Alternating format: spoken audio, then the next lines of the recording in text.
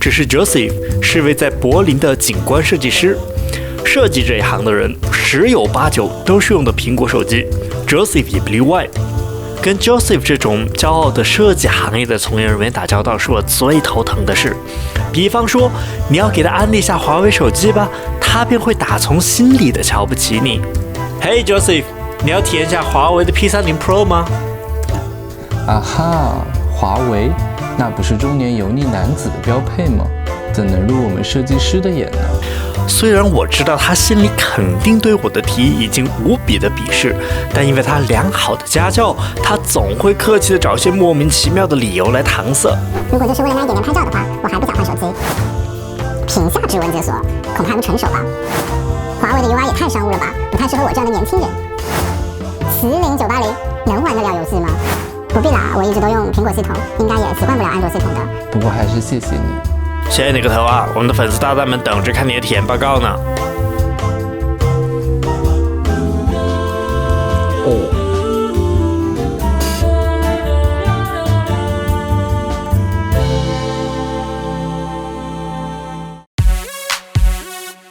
华为 P30 Pro 2019年上半年网络超人气，华为 P 系列的全新旗舰手机。P30 Pro 终于告别了 P20 Pro 大刘海加粗下巴的荒诞设计。仔细看，下边框依旧比其他三边略宽，屏幕切割从刘海屏进化到了水滴屏，手机正面的玻璃采用了曲面设计，从侧面望去有一种无边际之美。机身左侧没有任何的按键，简洁又干净，3个按键都被设计在了机身右侧，其中电源开关键上那撞色的一杠，让优雅中呈现出一抹活力，我喜欢。机身顶部保留了红外遥控模块，也是目前唯一还保留了红外遥控功能的旗舰手机。机身背面延续了华为的一贯设计，分别装有3枚摄像头、闪光灯和 TOF 景深镜头。背部的文字同样是采用了横向排版，左华为，右徕卡。自从 P20 的渐变色引领了国产手机的潮流过后，这次华为再次用天空之镜和赤茶橘惊艳了众生。特别是天空之镜，从淡淡的蓝色过渡到淡淡的紫色，来自大自然的灵感。在光线反射的情况下，还会折射出橘色的光。白天时分，通过它，你可以看到一个夕阳西下，宛如傍晚时分的全新世界。糟糕，是心动的感觉。小贴士：华为 P30 Pro 共有5种配色，但此次欧洲只售卖黑色、极光色和天空之镜3种配色。如果你带赤茶橘来欧洲使用，想必会吸引到不少欧洲花粉的嫉妒眼光哦。在经历了2018年的跨越式突飞猛进之后，通过 P30 Pro， 华为再次发力，奠定了其旗舰品牌的地位。可价格，华为 P30 Pro 在欧洲市场的起售价为999欧，约合人民币8000元，比起国内的起售价5488高出了2500元。这时候，身为中国人的你肯定会窃喜，终于轮到外国人来中国代购了。但其实华为也自知在欧洲市场的定价过高，为了安抚欧洲消费者的情绪，凡预售期间购买 P30 Pro 的消费者都可在收货之后自行申请价值约220欧的 Sonos One 音箱一台。不过还是比国内贵了1000呢。想拿到它也并非易事，需要登录华为官网的活动页面，填表、上传账单，还要剪掉包装，感觉相当的屌丝。P30 Pro 采用的是光感屏下指纹。如果说1加 6T 和三星 S10 把屏下指纹解锁技术做到了刚刚可用的水平的话，那华为这次带来的光感屏下指纹解锁则完全刷新了我对屏下指纹解锁效率低下的顽固印象。P30 Pro 的指纹解锁整体主观体验完全不弱于 iPhone 6时期的实体指纹解锁。屏下指纹解锁恐怕还不成熟吧。系统方面，作为 iPhone 用户，刚上手的时候，你或许根本不会发现我用的居然是华为，因为一切都是那样的熟悉，图标、手势和操作逻辑一样。主页下拉 ，APP 建议也一模一样，居然连浏览器的界面也一模一样。虽然华为几乎从苹果照搬的 UI， 但很多细节方面甚至还远胜 iOS。程序切换界面，你可以下拉锁定程序，再一键的关闭所有的其他程序，而苹果用户则只能呆呆的一个一个的关闭程序。除了调低音量加电源键的截屏方式，通过指关节敲3下也可以截屏。长截屏同样 OK， 用指关节画下 S， 长截屏立马搞定。屏幕常亮，在几乎不耗电的情况下，将时间和最重要的通知信息始终显示在屏幕之上。办公时不必时不时的点亮屏幕，便可轻松的查看信息。我觉得华为是在下一步很大的棋。怎么讲？很明显，华为就是想降低苹果用户的换机成本，简而言之，就想把他们抢过来。所以你是完全适应了 EMUI 了吗？用惯了苹果系统，还需要适应吗？那你之前不是还说什么？你说我一直都用苹果系统，应该也习惯不了安卓系统的。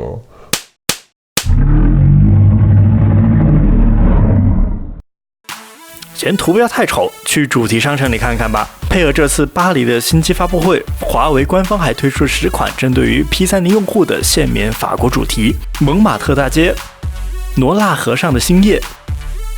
不管你是油腻的中年男子还是文青，都在华为的射程范围之内。华为的 UI 也太商务了吧，不太适合我这样的年轻人。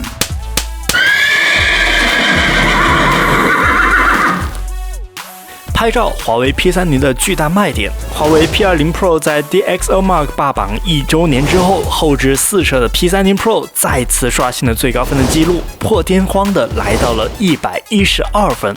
不管是白天或是黑夜 ，P30 Pro 都能轻松胜任。如今，你可以从超广角到广角到5倍光学变焦，一直拍到10倍混合变焦。手持华为，相当于拿着等效270毫米的长枪大炮。对于爱好摄影的我，能用如此小的设备拍摄出这样清晰的长焦照片，真的感觉不可思议。至于50倍数码变焦，就是10倍混合变焦的放大版而已，不要指望50倍还能拍出多清晰的好照片。针对录像和拍照的部分，我们将单独做一期视频，不想错过的朋友顺手来个关注吧。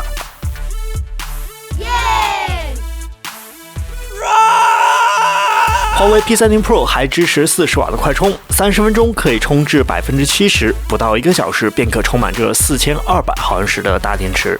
你说了那么多优点，我的脸都快打烂了，难道它就没有任何的缺点吗？缺点？你想听啊？首先最不能忍的就是华为 P30 Pro 作为一款5000元档的手机，居然没有双扬声器，因此呢，它的音频外放可能是同等价位手机中最差的。偶尔想拿手机看个视频吧，那单向音频的体验简直会让你感觉玩刺激战场想靠它来听音辨位，更是痴人说梦。P30 Pro 采用了麒麟980处理器，实际上手来看，运行刺激战场的确有轻微的卡顿现象，主要体现在加载游戏和放大招的时候，而游戏的过程中也略有不跟手的感觉，因此气球不推荐重度的游戏玩家购买 P30 Pro。其次，屏幕精细程度相比 Mate 20 Pro 是有所后退的。如果你对屏幕显示有着非常苛刻的要求，那你一定要多多斟酌。手机顶部并没有耳机听筒，打电话是想要听清对方的声音，需要把耳朵靠近屏幕的指定区域。要是到了夏天，打通电话还得找张纸巾来清理汗渍。如果你是爱抱电话粥的怀春少女，或是电话不断的商界精英，入手 P30 Pro 前还望三思。再次，相比 Mate 20 Pro， 华为 P30 取消了 3D 解耦光的解锁方案，改用了图像层面的面部解锁，安全性相较 3D 解耦光大打折扣。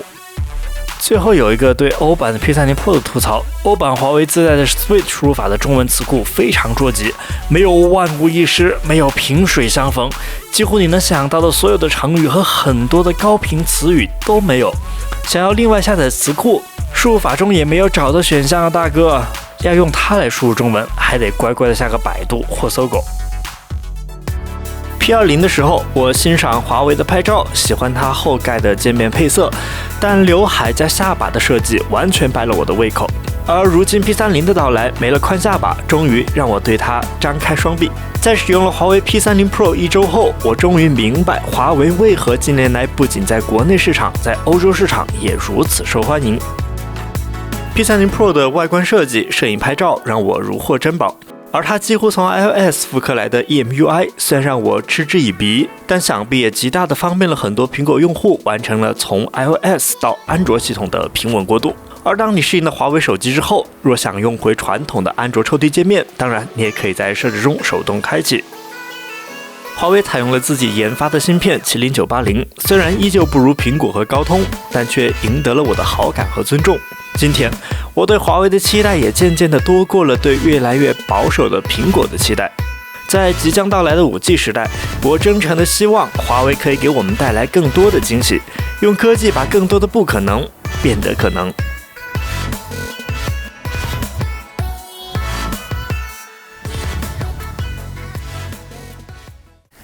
Hello， 大家好，我是西游，欢迎进入我们今天的问答环节。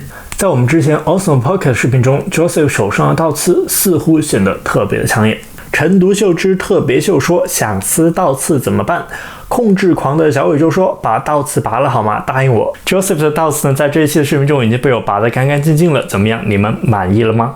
斯利诺基诺夫斯基说：“看见好看的小哥哥就顶不住，被圈粉了，关注啦啦啦！那我们变老变丑之后，也麻烦你不要取消关注好不好呀呀呀呀呀！”春园叉叉叉说 ：“Johnny 要来了呀，告诉他在中国是有应援团的人。”Johnny 呢最近从广州发来消息说广州好多人觉得他长得像王力宏，那你觉得他长得像王力宏吗？来，弹幕告诉我一下。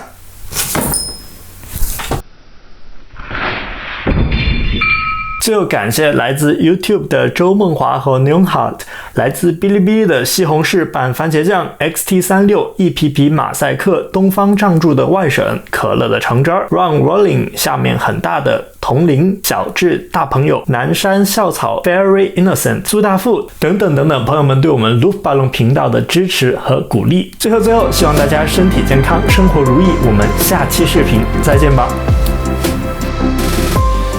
3、2、1，好。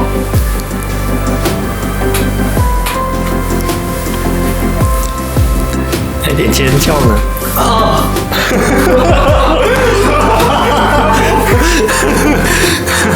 这个叫好高潮。